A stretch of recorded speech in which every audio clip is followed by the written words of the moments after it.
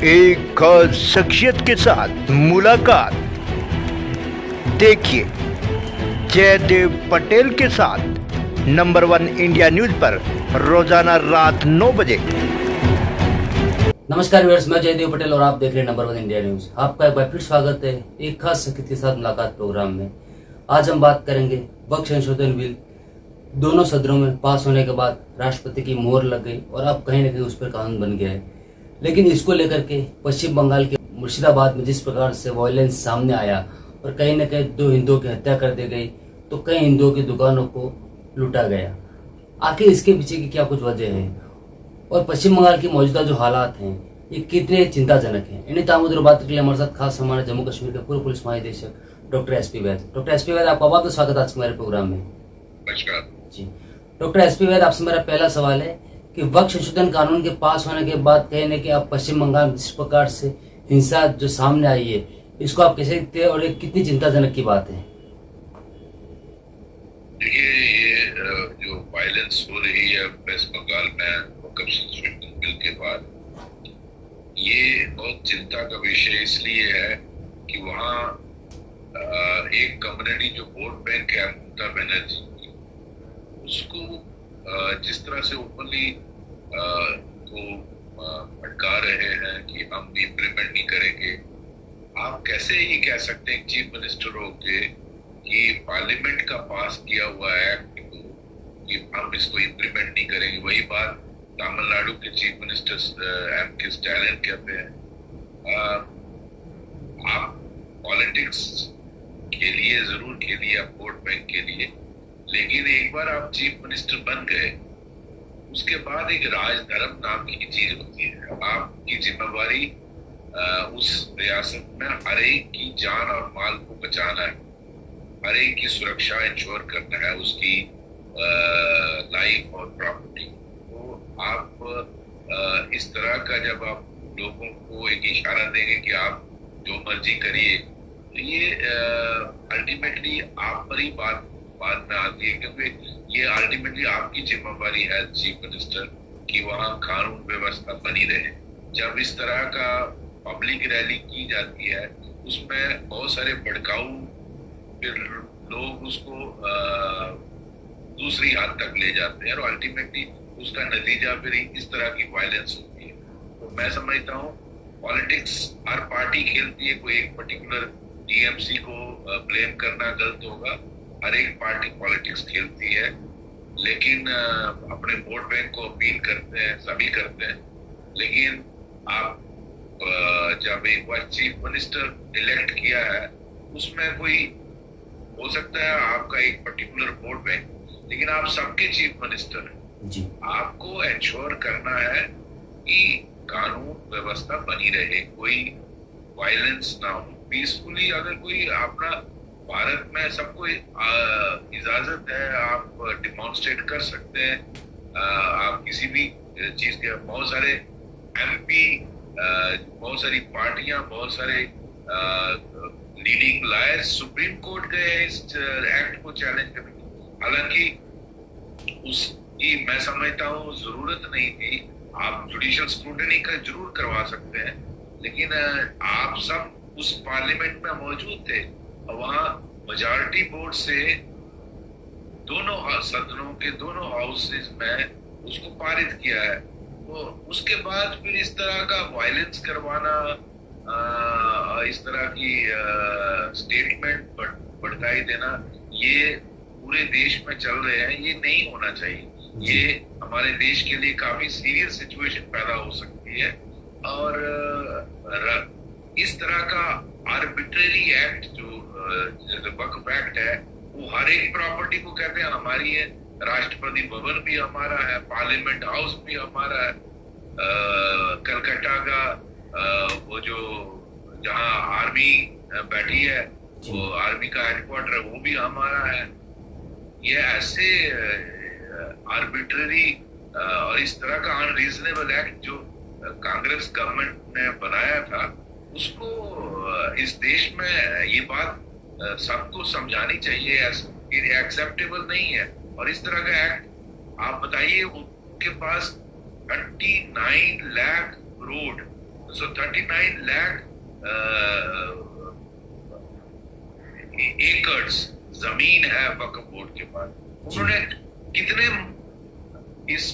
इतनी बड़ी property, third largest India की, उनके आफ्टर रेलवे एंड आर्मी, उनके पास इतनी बड़ी जमीन है। उन्होंने कितने लोगों के लिए स्कूल चलाए, कॉलेजेस बनाए, हॉस्पिटल चलाए, गरीब और विधवाओं का भला किया, मुफ्त एजुकेशन दी, मुफ्त ट्रीटमेंट दिया। मुझे एक एग्जांपल दे दो पूरे कंट्री से, जबकि उसके मुकाबले में एक छोटा सा वैष्णो देवी श्राइन बोर्ड है हमारा यहाँ, वो यहाँ यूनिवर्सिटी चलाता है, वो हॉस्पिटल चलाता है, नारायणा हॉस्पिटल, जिसमें हर कम्युनिटी के लोग अपना इलाज करवाते हैं।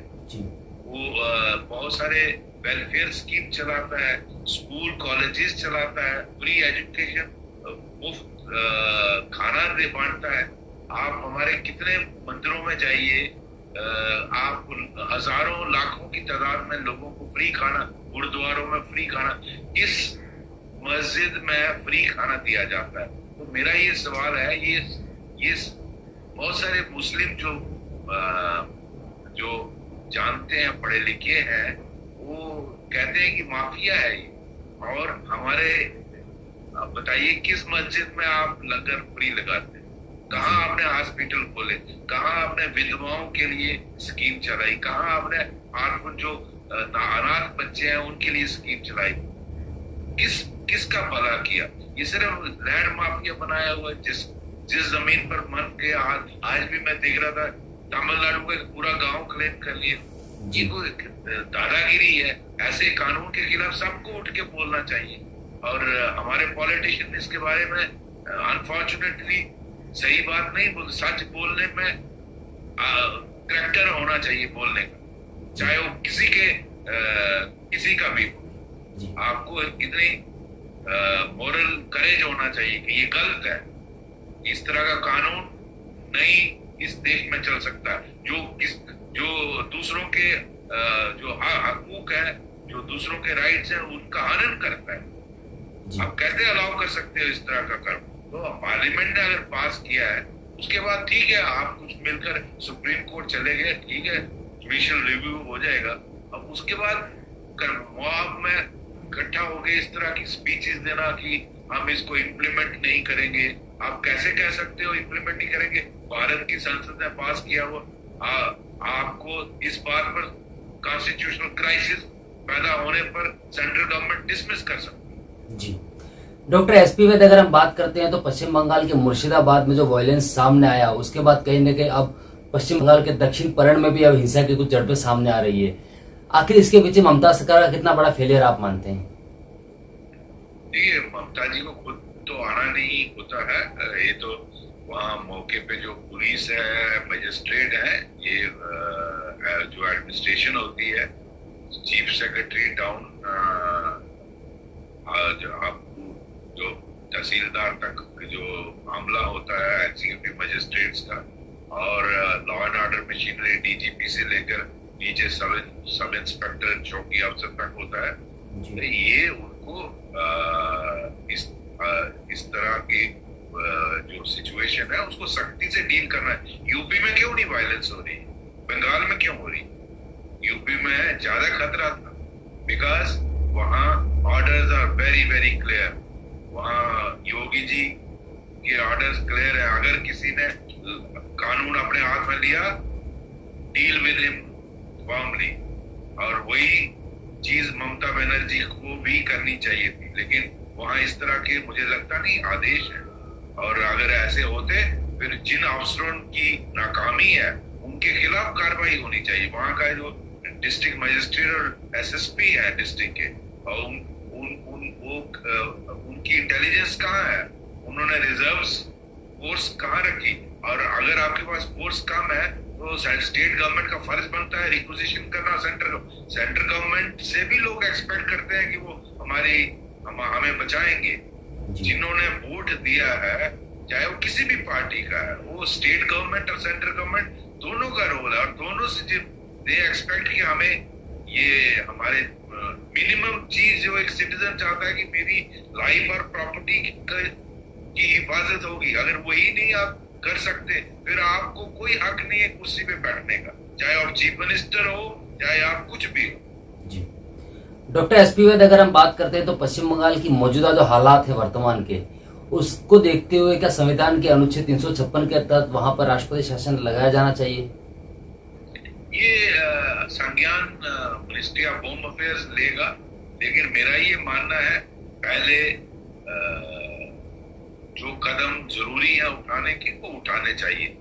लोगों की जान और माल को बचाने के लिए, लोगों की लाइफ और प्रॉपर्टी को प्रोटेक्ट करने के लिए वहां सेंट्रल फोर्सेस की रिक्विजिशन स्टेट गवर्नमेंट से जानी चाहिए।